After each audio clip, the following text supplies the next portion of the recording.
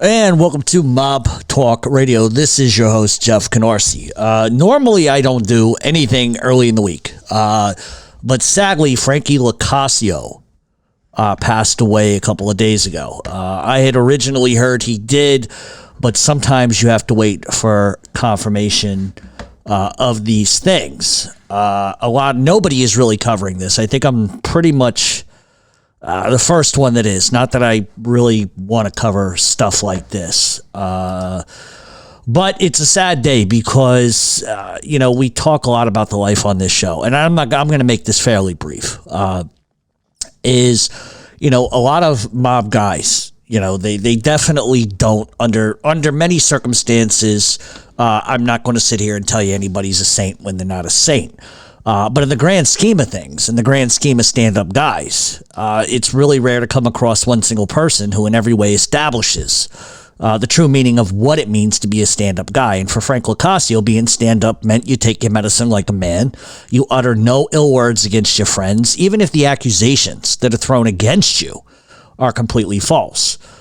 Frank spent the last 29 years of his life in prison for crimes he did not commit. And that is just the God's honest truth. I'm sure there are things that a lot of guys do.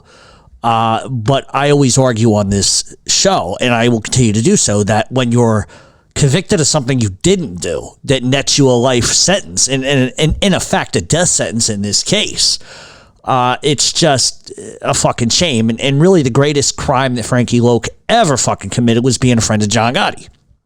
A lot of people may have a differing opinion of me, but one of the things that he said to the judge after he was hammered with a life without parole was, first, I'd like to say emphatically that I am innocent. But I am guilty, though. I'm guilty of being a good friend of John Gotti. And if there were more men like John Gotti on this earth, it would have been a better country. And that statement truly shows true loyalty. And I think he knew then, like everybody else that was in the courtroom that day, that he was falling on his sword for his friends, his way of life, his family, whatever the case may be. In April of 1992, Frankie Locascio was convicted of racketeering and murder conspiracy charges, as was John Gotti. And the charge that really put Locascio in life for prison for the rest of his life was the conspiracy murder charges on Louis DeBono, who we know was shot and killed in the garage of the World Trade Center. What is factual about this is that Locascio, when you talk about the John Gotti tapes, we've heard John Gotti state, different reasons for killing different people, and we can argue the validity of tapes and splicing tapes and all of that, but I'm not trying to do that here today. I think for the record, everybody knows historically what has been on those tapes. And what we do know is that Frankie Locascio was present for some of those tapes when Gotti was discussing things. And those tapes actually prove that Frankie Locascio didn't know what was going on, wasn't for it. And we know that because there's a smoking gun, and that smoking gun is Sammy the Bullshitter Gravano.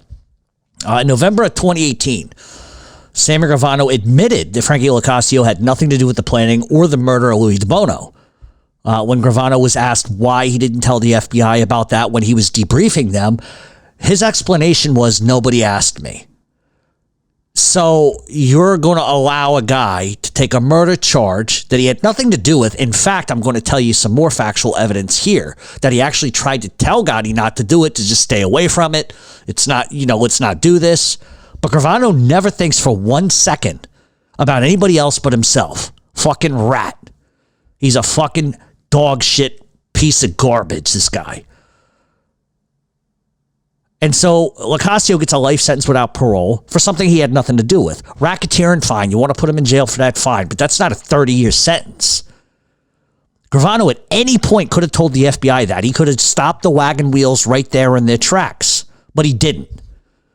It's not because nobody asked him. It's because he's a piece of shit. He's self-entitled.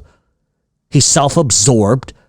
He still can't admit to killing Alan Kaiser. He tries to blame that on fucking Louis Melito, because he can't take any accountability for that.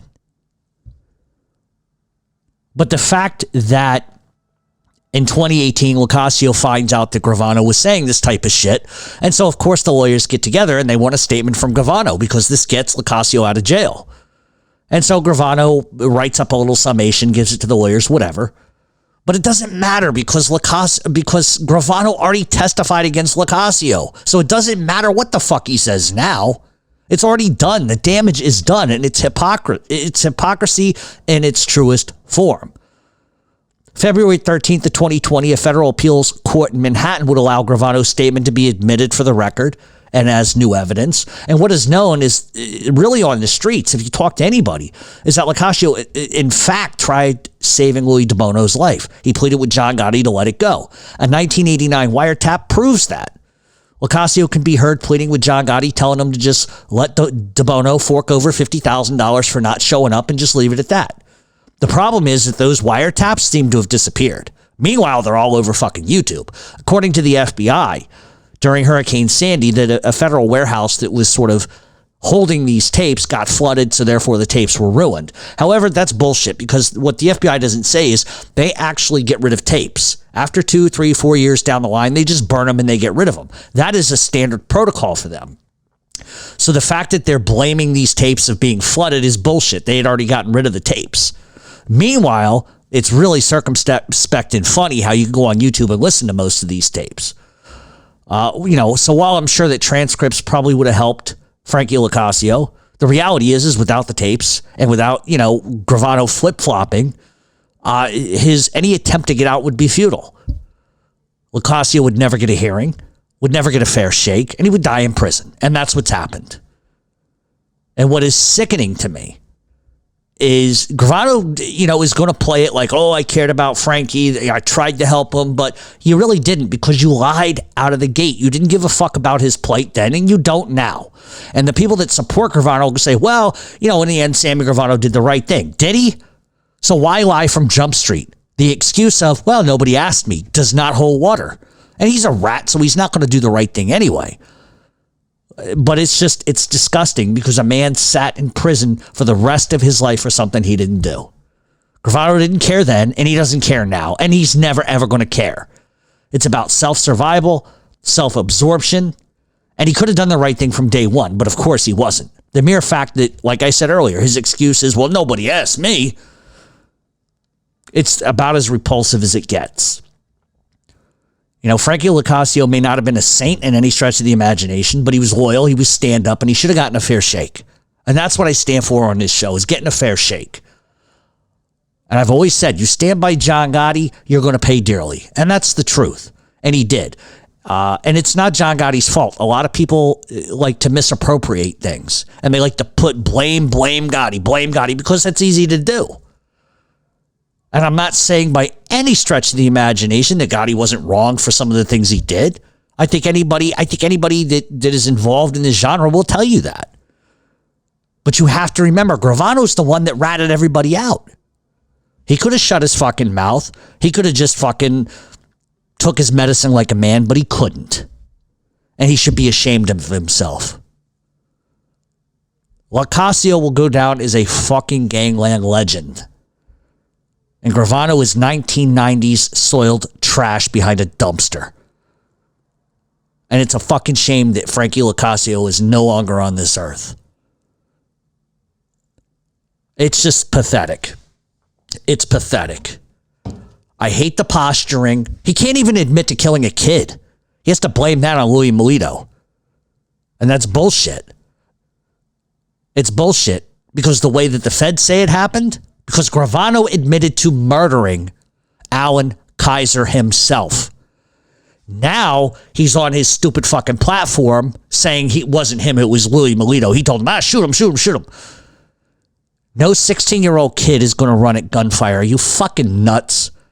And he can't live with himself for doing it. It's quite obvious. And he doesn't care either. Because what he has done is just blame the family. Well, the kid was into drugs. The kid was drug dealing. He ran at us. What 16-year-old kid is going to run towards gunfire? You know how stupid that fucking sounds? And that's Sammy Gravano in a nutshell. Everything that comes out of his mouth is a fucking lie. Nothing is fucking accurate. Nothing is fucking true. And this is just an example of him feeding himself. All those years he was doing time in Arizona wearing the pink jumpsuit out in the heat, it never once dawned on him to say, Frankie Locascio got a ton of fucking time. I should do the right thing here. No, he waits until the guy's fucking 88 years old to even try to help. You should have done it from day one, you prick. And there you have it. And that's the thing that bothers me the most about this kind of nonsense. The guy never got a fair shake. And you know what? And there'll be the moral people that are saying, well, he was a gangster. I'm sure there's things he did that nobody was aware of. But who are you? Are you God? Are you judge, jury, and executioner? You know everything? That's why I love the people that argue with me about morality. Who the fuck are you to tell me about anything about morality? Unless you're standing there, you don't know what he did. And you can listen to all the articles and all the shit that they make up. How many articles do we have to see? You know how many articles I see a week about the mafia that's totally bullshit? It's not even accurate. These people have watched Goodfellas one too many fucking times. And South Philadelphia, I can tell you for the record, every fucking article those fucking clowns write is bullshit. And they pad their lies with the excuse of, well, word on the streets. Like anybody's going to give you their word. Go fuck yourself. So it's a sad fucking day. And Gravano ought to be fucking ashamed of himself. In any event, we will see everybody on Friday. Have a good one.